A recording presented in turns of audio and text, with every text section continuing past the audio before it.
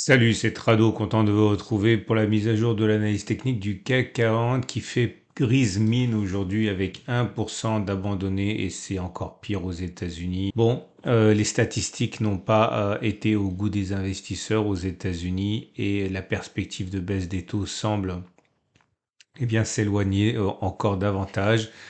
Les marchés consolident et reviennent sur la zone, notamment le CAC 40, d'ici des 79, 78 et 79, 00. Alors, il faut bien comprendre, alors là, je risque de me faire tirer dessus à boulet rouge et c'est absolument pas consensuel ce que je vais dire, mais voilà, quand on compare l'analyse fondamentale et l'analyse technique, je vais vous dire le fond de ma pensée. À long terme, c'est l'analyse fondamentale qui prime. À court terme, c'est l'analyse technique qui prime et l'analyse fondamentale est souvent prétexte aux traders pour aller chercher les niveaux qui sont clés. Clairement, ça veut dire quoi? Ça veut dire que très souvent, les mauvaises nouvelles vont être prises comme une occasion d'aller tester les supports et les bonnes nouvelles vont être prises comme un prétexte pour faire rebondir, etc. Bref, les mauvaises et les bonnes nouvelles ne sont pas perçues de la même manière selon que l'on soit sur un support ou une résistance. Alors, je suis pas en train ici de dire que l'analyse fondamentale ne sert à rien. Encore une fois, à long terme, c'est ça qui prime, mais à court terme, je suis extrêmement circonspect. En tout cas, c'est bien parce qu'on a dit, on a répété que aller chercher la médiane de la fourchette d'Andrews, ce serait commerçant et que ça se passe dans 70% des cas. Donc à partir de là, une accélération de la baisse jusqu'à cette demi-droite ici me semble quand même assez plausible. Le chandelier japonais du jour est vilain, il est rouge. Alors il est rouge, c'est-à-dire que l'on clôture plus bas que l'on a ouvert. On a également des bougies Ekinashi qui maintenant sont également mal orientées puisque bah, là aussi c'est rouge. Néanmoins, c'est pas très baissier puisque certes, je l'ai dit, c'est rouge, mais vous voyez, c'est une longue mèche basse. Il y a une petite mèche haute. Bref, c'est pas extrêmement baissier, mais en tout cas, c'est pas haussier, hein. On a également des choses à prendre en considération. Alors, il n'y aura pas de backtest aujourd'hui. Je vais vous dire tout simplement que j'ai rien à backtester, mais ça me donne l'occasion de répondre à des questions qui m'ont été posées, qui sont également intéressantes pour vous. La tendance immédiate et les baissières en dessous de la M7 qui descend. La tendance immédiate est négative. La tendance générale est négative également, puisqu'on est en dessous de la M20 qui descend. La tendance de fond, alors attention à la tendance de fond, elle est recassée, on est en dessous, mais elle monte toujours. Donc la tendance de fond, elle est neutre. Par contre, la tendance de long terme, elle est haussière et il faudrait vraiment descendre très très bas avant de remettre en cause cette tendance haussière. Je rappellerai enfin qu'en termes d'analyse purement chartiste, hein, j'ai dit depuis maintenant plusieurs jours, voire semaines, qu'on est dans un trading range pour l'instant, hein. Donc rien de grave ne peut être anticipé à mon avis hein, tant que l'on n'a pas cassé ce trading range dans lequel on évolue. Et je le redis encore parce qu'il y a toujours des nouveaux. On a vu la multiplication des signaux, qu'ils soient acheteurs, vendeurs, et sans à l'espace de 24 heures. Ça, c'est généralement ce qui se passe quand on est dans un trading range. Ok, donc pour l'instant, pas de panique. C'est normal, on a beaucoup monté et il est normal que l'on consolide en durée ou en ampleur hein, à la hauteur de cette hausse qui s'est avérée assez importante. Alors, aujourd'hui, puisque j'ai rien à tester, j'aimerais revenir sur des questions qui m'ont été posées. La première question, elle m'a été question posée par Eric, qui est totalement légitime, hein. Je suis nouveau en trading, j'ai du mal à comprendre une chose importante. Ma question va être stupide, mais bon, il n'y a pas de questions stupides. On a tous posé des questions peut-être un peu simplistes, hein.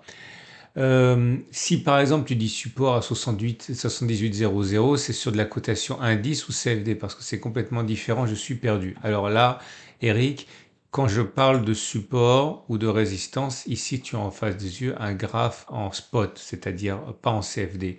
Donc à partir de là, c'est de l'horaire de cotation hein, qui va jusqu'à 17h30, c'est 9h, 9h, 17h30. Maintenant, on peut trader et faire des graphes et s'appuyer sur des backtests qui soient sur des CFD. Encore une fois, ce qui est important, c'est d'être constant.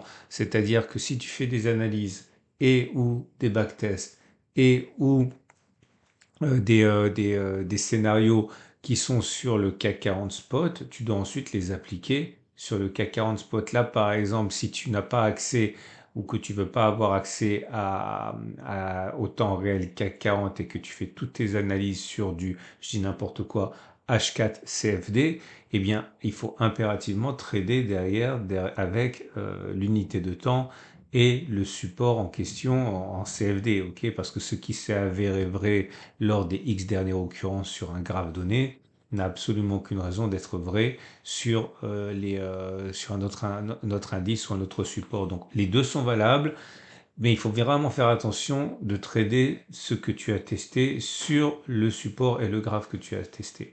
Alors pourquoi est-ce que c'est totalement différent? Tout simplement parce que les horaires de cotation sont différents. Les CFD, certains cotent en temps réel 24 heures sur 24, hein, c'est le cas notamment des indices américains, et même pour le CAC 40 qui ne cote pas 24 heures sur 24, lorsqu'il cote en CFD, il cote pendant la session américaine. Donc ça veut dire forcément s'il y a une attaque, comme il y a eu une attaque là sur les États-Unis pendant que le CAC spot était fermé, eh bien forcément le graphe CFD va prendre en considération l'attaque baissière qu'il y a eu pendant la session américaine, et alors que là sur le CAC 40, ben, le graphe s'arrête à 17h30. Donc, il n'y en a pas un qui est plus valable que l'autre, j'ai envie de dire. Encore que pour faire des analyses de long terme, je préfère utiliser le spot, et pour faire des analyses de court terme, les deux sont valables. Mais et ce qui justifie pourquoi des couleurs de bougies ou alors des supports ou des résistances peuvent être différents. Alors, la deuxième question qui m'a été posée est une question également qui revient très très souvent. C'est la suivante. Alors, mettre un conclusion importante, mettre un filtre et pourquoi pas deux ou trois en unité hebdo pour ensuite redescendre sur les unités journalières, n'est-ce pas la ceinture de sécurité idéale pour le moyen et le long termiste? Alors, c'est très important ça parce que la réponse ne s'impose pas en tant que telle. Ok, on va prendre un exemple, parce que vous savez que j'aime bien les exemples. Imaginons que vous soyez allé 20 ans en arrière, enfin même 30 ans si on prend mon âge. Ok, vous allez en boîte pour aller draguer les filles, ok, ou les garçons, ça dépend de ce qu'est votre truc. Et vous arrivez et vous avez une checklist. Vous voulez que la personne soit avec telle couleur de cheveux, telle taille, telle morphologie, telle façon de s'habiller, telle façon de danser, telle façon etc., etc. Au bout d'un moment, les filtres sont trop importants, eh bien vous rentrez chez vous bredouille, ok? Une main devant, une main derrière, et puis rien du tout. Ce que je suis en train de vous dire, c'est qu'on peut mettre des filtres pour améliorer les chances de succès, ça fonctionne. Mais le problème, c'est que plus vous mettez de filtres, et plus vous risquez d'avoir un manque évident d'occurrence. Je vais prendre un exemple, mais celui-là beaucoup plus sérieux. Une des choses qui fonctionne le mieux en analyse technique, ça a été documenté, ça a été prouvé, ça a été validé sur des dizaines et des dizaines de marchés, c'est la croix dorée. C'est-à-dire lorsque la M50 croise la M200. C'est-à-dire encore, vous mettez la moyenne mobile à 200 périodes, vous mettez la moyenne mobile à 50 périodes, et quand ça croise à la hausse, ça vous donne le signal, le fameux signal de la croix dorée. Alors la fois qu'il y a eu un croisement M50 M200, c'était le 4 janvier 2024. Ouais, ça a donné, ok. Regardez le précédent, avant ça, c'était 2 ans avant, le 7 décembre 2022, croisement M50 M200. Vous voyez ce que ça a donné? Ok, au mieux, alors attention, hein, je fais ça à la hache, hein.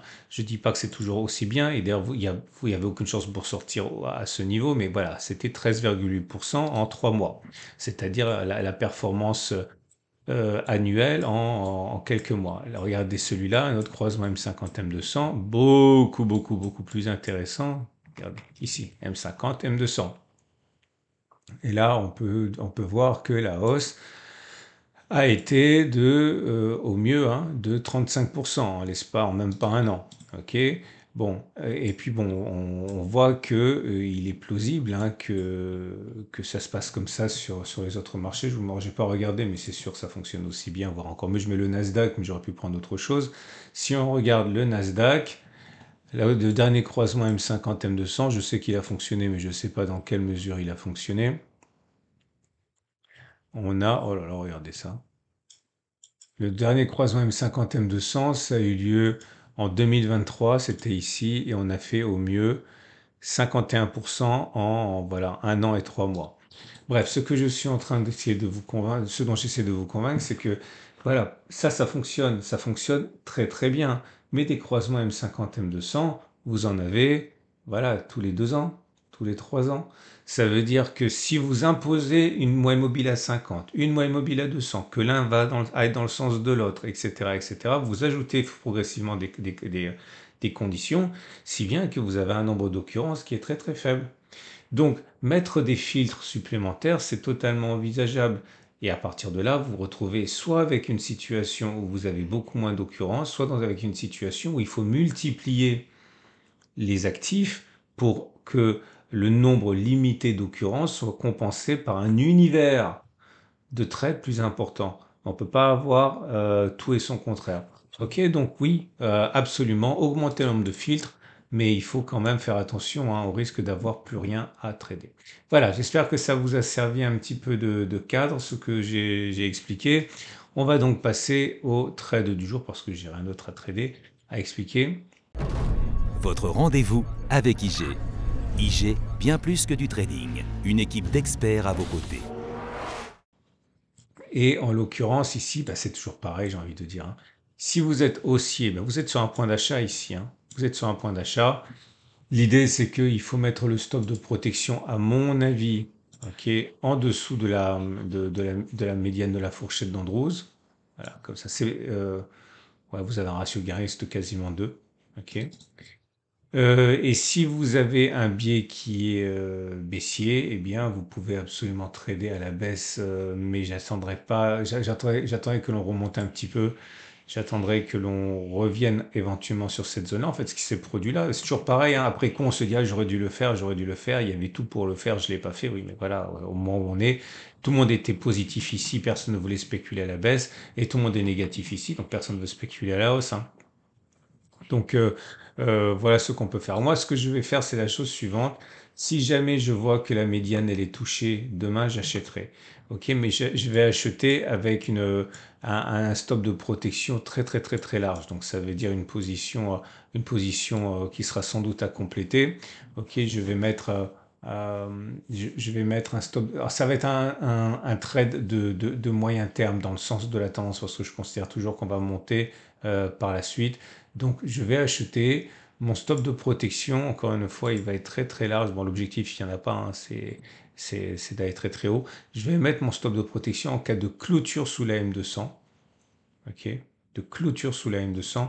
Et je me réserve le droit de renforcer à un moment que je jugerai opportun. Ok, donc je vais acheter sur la médiane de la fourchette d'Andrews, stop de protection en cas de clôture sous la M200. Ok, voilà, c'est une excellente journée. Je vous dis à demain pour la mise à jour. Et n'oubliez pas de liker, ça me fait plaisir et c'est bon pour ma visibilité sur YouTube.